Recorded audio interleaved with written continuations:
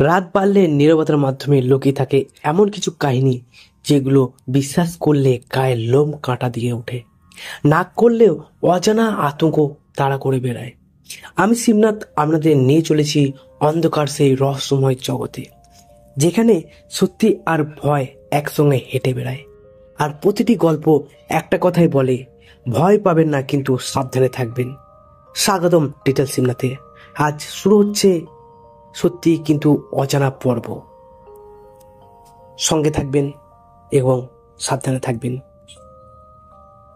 রাত 12টা পেরোলে একটা নির্জন পুরনো পোস্ট অফিস থেকে ভেসে আসে টিক টিক শব্দ। না, এটা কোনো আধুনিক যন্ত্রের আওয়াজ নয়, এটা সেই পুরনো দিনের টেলিগ্রাফ মেশিনের, যেটা আজও বার্তা পাঠায়। কিন্তু প্রশ্ন হলো, কে পাঠাচ্ছে আর কার জন্য সেই বার্তা? আজ আপনাদের নিয়ে যাচ্ছি মির্জাপুর জেলার এক ভুতুড়ে এলাকার, যেখানে একসময় ছিল একটা সরকারি পোস্ট অফিস, কিন্তু এখন সেটা একটা মৃত আত্মাদের যোগাযোগ কেন্দ্র হয়ে উঠেছে, এমনটাই বলে স্থানীয় মানুষরা। বন্ধুরা, সালটা ছিল 1976। উত্তরপ্রদেশে মির্জাপুর জেলার এক অজপাড়া গায়ে খোলা হয়েছিল একটি ছোট্ট সরকারি পোস্ট অফিস। পোস্ট অফিসের দায়িত্বে ছিলেন একজন সৎ দায়িত্ববান কর্মচারী, রঘুনাথ ঘোষ। তিনি চাকরিতে যোগ দেন 1975 সালে, একেবারে শান্ত নিরিবিলি পরিবেশে। কিন্তু এই শান্ত পরিবেশ বেশি দিন স্থায়ী ছিল না। 1 বছর মধ্যেই শুরু হয় একের পর এক অদ্ভুত ঘটনা। প্রথম ঘটনাটি ঘটে একটি শীতের রাতে। রঘুনাথবাবু একা অফিসে বসে শেষ রাতের টেলিগ্রাম টাইপ করছিলেন। হঠাৎ টেলিগ্রাম মেশিন থেকে শব্দ আসে, টিক টিক টিক। কিন্তু অবাক করার বিষয় হলো, কোনো রকম তারের সংযোগ ছাড়াই কিভাবে এই যন্ত্রটি চলছে। তিনি ভেবেছিলেন হয়তো যান্ত্রিক কোনো ত্রুটি, কিন্তু পরের দিন টেলিগ্রাফ অফিসে টেকনিশিয়ান এসে বলে, মেশিনটা তো সম্পূর্ণ আলাদা করা হয়েছিল, এটা চললো কিভাবে? এরপর পরের দিন রাত 11:58 সেই শব্দ শুনতে পাওয়া যেতে থাকে। আর প্রতিদিন 12:01 পোস্ট অফিসের ভেতরকার বাতি এমনভাবে জ্বলে ওঠে যেন কেউ ভেতর থেকে টেবিল ল্যাম্প জ্বালিয়ে কাজ করছে।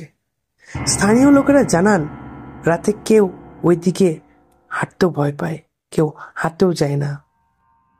ওই দিক দিয়ে হাঁটলে তাদের মনে হতো কেউ তাদের পেছনে হাঁটছে।